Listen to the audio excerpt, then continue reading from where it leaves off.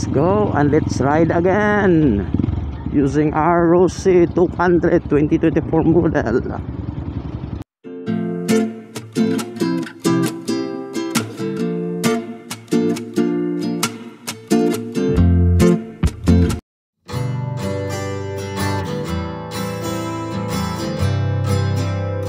So subukan natin ngayon ang kanyang bagong gulong na tinatawag na Dual Sports Dura Type.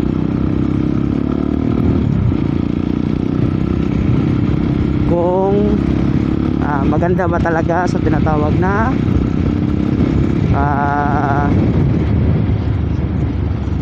long ride.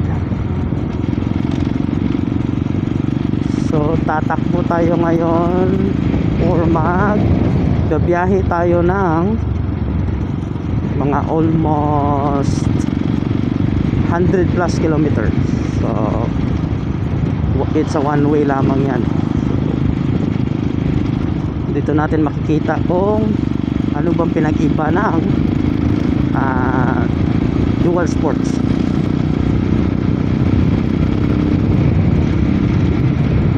So stay tuned lang mga idol. So medyo malakas yung hangin ngayon kasi alam naman natin papunta ng Pasko eh. So lumalamig na yung 13-month pay. So makikisuyo po ako sa inyo mga idol. So, please like, subscribe and hit the notification bell. At huwag din kalimutan mag-iwan ng bakas. Iwan kayo ng comment dyan sa baba. Pwede kayong magtanong. Pwede kayo ring mang-bash tulad ng ginagawa ng iba. So bashing is open in our channel. So pag mayroon naman kayong mga suggestion, pwede naman din yan. Katulad nito, may nagsuggest sa akin na kailangan kong mag dual sports. So at ayun, ginawa ko kasi hindi naman tayo tulad ng iba na pag suggest nyo ay makakabili tayo agad. Kailangan pa natin pag-iipunan. So ganyan talaga mga idol yung buhay natin pag nagano tayo, yung tinatawag na naghahanap buhay, yung wala tayong yung walang nagsusuporta sa atin na pag gusto natin yan mabibili natin agad. So yung kayong mga nagkakaroon na ng mga blessings, kumbaga yung mga taong yung tawag dun, yung mga taong pinagpala, kumbaga kung ano yung gusto nila mabibili nila agad. So huwag niyong kalimutang magpasalamat sa Panginoon dahil sa biyaya mayroon kayo. Di tulad ng iba o di tulad namin, kapag pag meron kaming gustong bibili, so kailangan muna nating kayod. So yung iba dyan na sila talaga meron na sila. So yun yung isa sa mga magandang nangyari sa buhay nila. So one more thing na magandang gagawin din natin, magpasalamat tayo sa Panginoon. Pero kung wala din tayong mararating or wala din tayong ginagamit ngayon kung anong meron sa atin.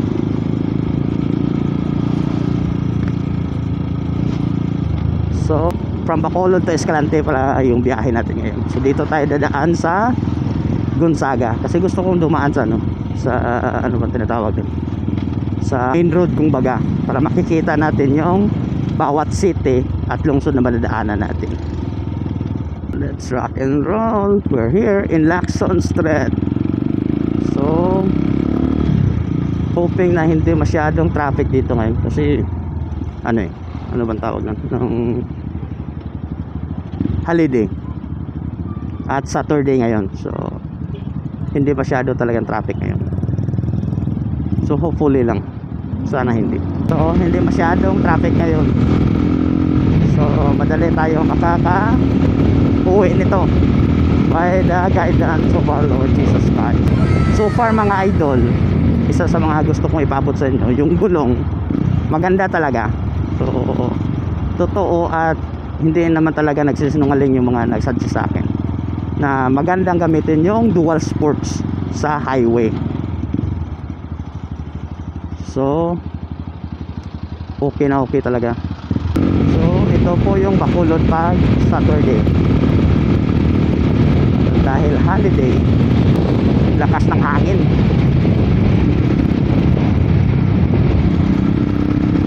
Sagap na sagap talaga yan sa video natin. Wala pa namang noise reducer yung ano, yung CapCut natin na free. Yung noise reducer ngayon ano na, may bayad na. So wala masyadong sasakyan ngayon. Itong maganda basta holiday. Pag hindi pa to holiday siguro dito tayo nakakaalis dun sa ano, dun sa Aga Street. Ngayon nandito na tayo sa may Mandalagan. So nandito na tayo sa Mandalagan, may tinatawag na Robinson Place. Yun o.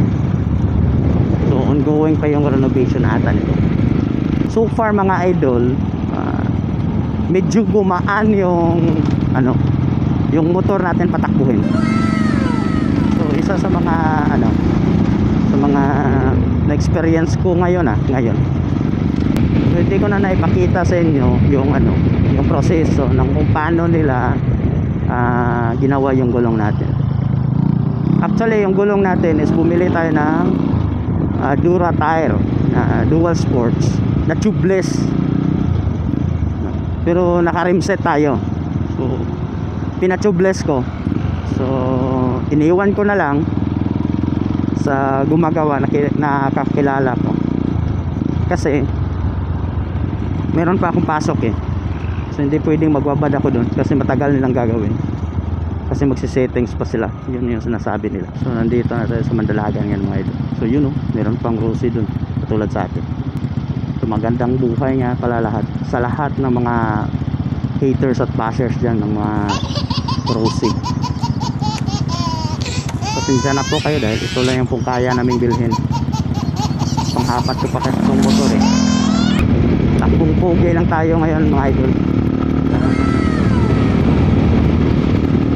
Takbong pogi na mga 80 to 100.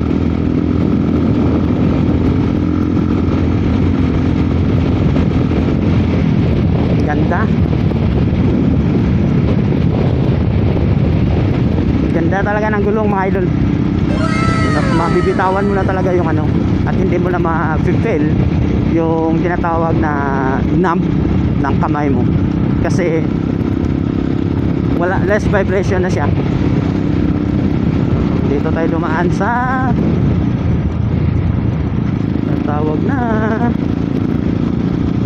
Bata Overpass. So ayun yung terminal ng Ceres North Terminal.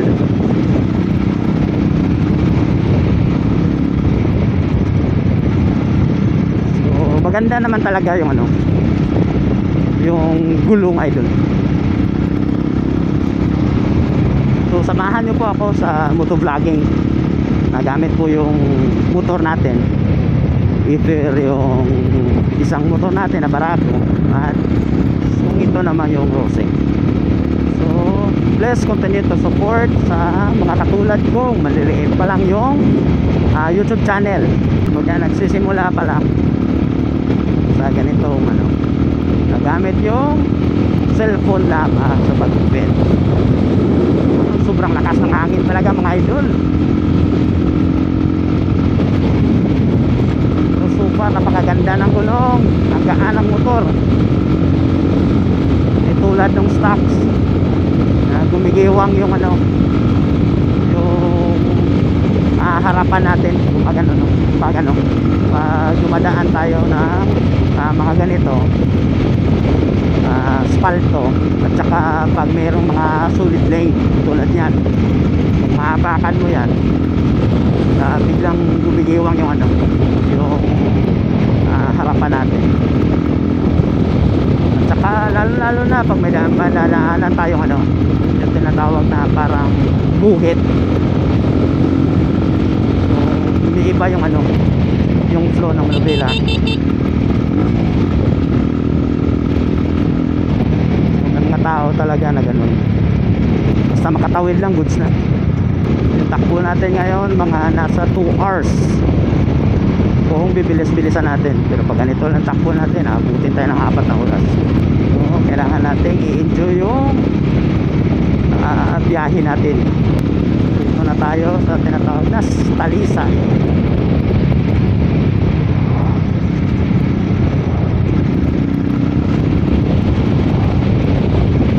Sobrang lakas talaga ng hangin. Ito talaga yung isa sa mga ano na feel ko ngayon.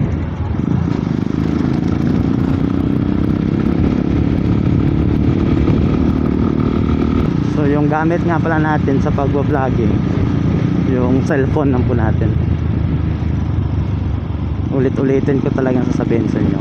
Kaya makita nyo minsan sa video natin masyadong ano, may mga time na malakas yung ano, alog, kasi cellphone lang po to yung cellphone lang po itong gamit natin ngayon. Pero salamat na din sa cellphone na to kasi napakaganda ng ano, ng ano ito na tawag ko, stabilizer na built-in yan. So hindi mo lang kailangan iset, kasi pag nag-set ka na ng video, pag video mo automatic na papasok yung ano, yung stabilizer niya. So ito ang isa sa napakagandang cellphone na pwedeng-pwede talaga sa motovlogging, kasi meron na automatic siya na, na set. Di tulad ng iba, wala siyang stabilizer. At pangalawa, kung may stabilizer naman talaga, kailangan mo bang i-set siya, kasi minsan nakakalimutan natin na mag-set ng stabilizer natin. So kaya yun minsan na ano natin, pag check natin ang video natin, malo lakas ng vibration. So isa din sa mga nakikita ko at napapansin ko sa Rose natin mga idol ay yung ano,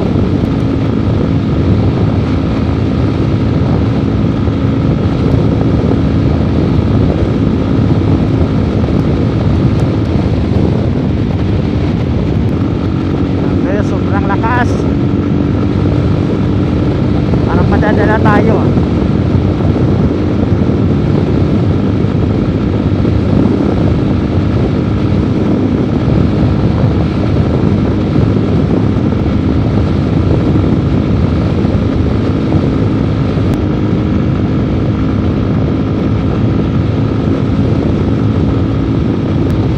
Welcome to Silay City.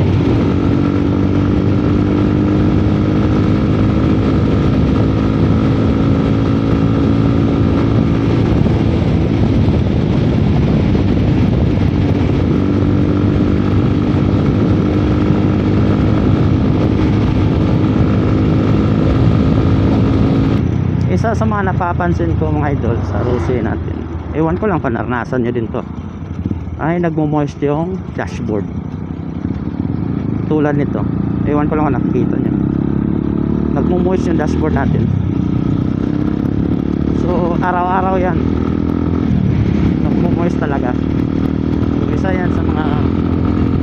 yan sa mga napapansin ko. Ewan ko kung paano ba yan solusyonan, yung nagmo-moist yung dashboard na KRY 200 natin. So comment down below kung meron kayong idea kung paano natin yan masusolusyonan, yung pagmo-moist ng ating dashboard. Sana hindi uulan. Yan yung isa sa mga ano natin, concern ngayon. Sana lang talaga hindi uulan. Pag uulan to, wala pa naman tayong raincoat na dala, nakalimutan ko pala.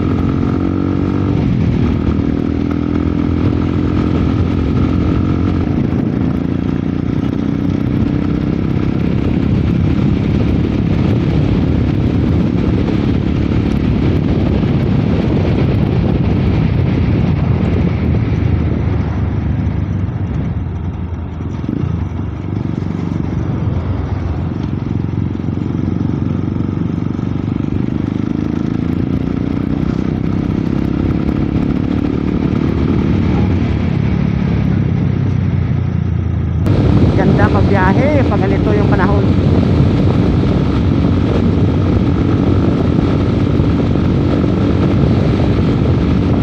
Yung hindi ka masyadong natatamaan ng init, yung ano lang yung panahon pagka medyo makulimlim na at nag-aagaw yung ano, yung ano ba, yung init.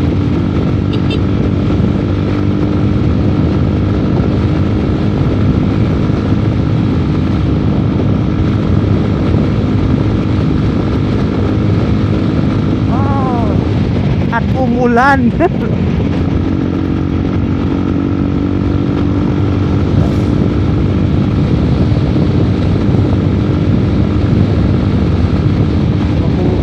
Sana hindi lalakas. Abot na. Kalimutan yung magdala ng raincoat. That's na. Baka sa ibang lugar hindi naman umulan.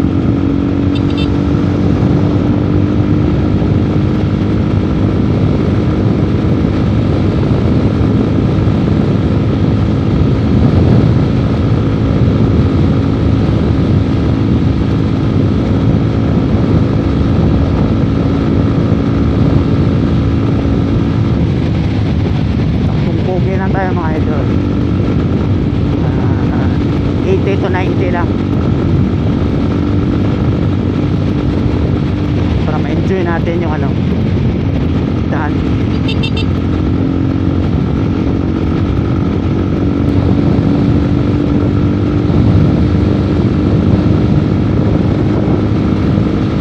Ganda ng gulong mga idol. Ito lang talagang masasabi kong ganda.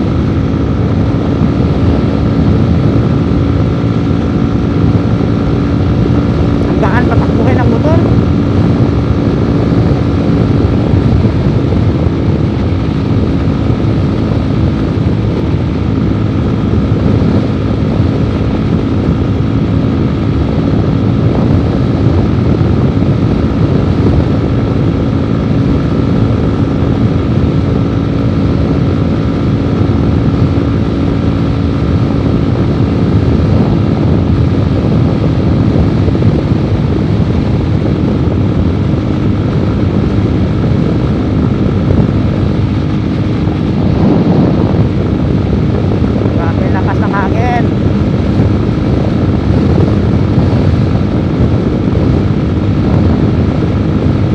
Nagugutom na rin ako.